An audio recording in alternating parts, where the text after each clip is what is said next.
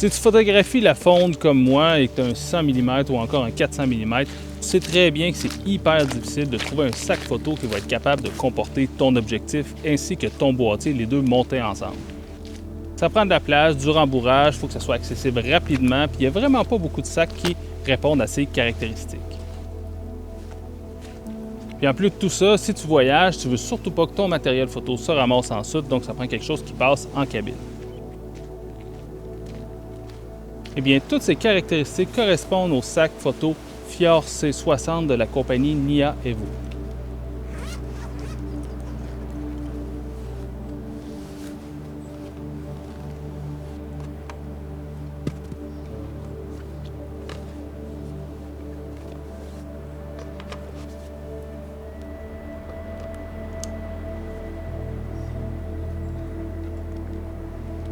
Le Fior 60 de la compagnie Nia Evo, c'est un sac qui est assez particulier parce qu'il y a 3 configurations. Si tu le mets en mode compact, tu vas arriver à 44 litres. Et là, il est conforme à un bagage cabine. En mode standard, on va aller chercher 52 litres. Donc, quand les fermetures éclairs sur le côté sont en extension, 52 litres. Et 60 litres si on utilise la pochette du dessus. Il pèse 2,3 kg, ce qui est assez raisonnable pour un sac de cette capacité. Le sac est fabriqué en nylon recyclé, ce qui en fait un sac non seulement durable, mais également éco-responsable.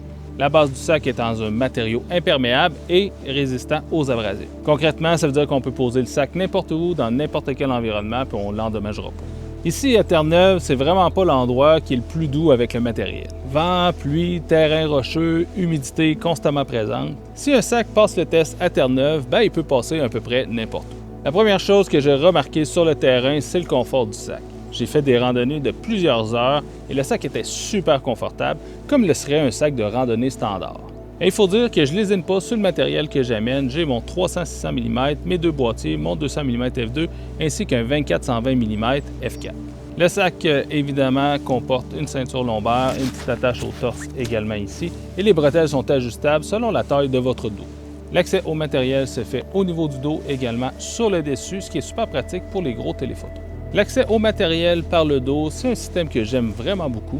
Ça permet de garder le dos propre et sec, surtout lorsqu'on travaille dans la neige ou dans des milieux qui sont humides. Pour la pluie, justement, le sac vient avec une housse qui est faite spécialement pour lui. Ce que j'aime vraiment du sac photo Nia Evo Fior 60C, c'est sa polyvalence. On a un sac qui comporte tout le matériel que j'ai besoin, le confort d'un sac photo randonnée et également qui passe en cabine pour le voyage. En plus de tout ça, on sent vraiment que la qualité de construction, c'est pas du cheap, c'est vraiment fait pour durer. Est-ce que le sac photo a survécu à Terre-Neuve? Je peux te dire que jusqu'à maintenant, il fait vraiment très bien le travail. Sans aucun doute, c'est le sac que je vais prendre maintenant pour toutes mes expéditions photo. Je le recommande vivement et je t'invite à aller voir le lien dans la description pour voir tous les détails de ce sac. Si tu as aimé cette vidéo, je t'invite à cliquer j'aime, à commenter et à partager. C'est toujours grandement apprécié. Puis nous, on se voit à la prochaine. Ciao tout le monde!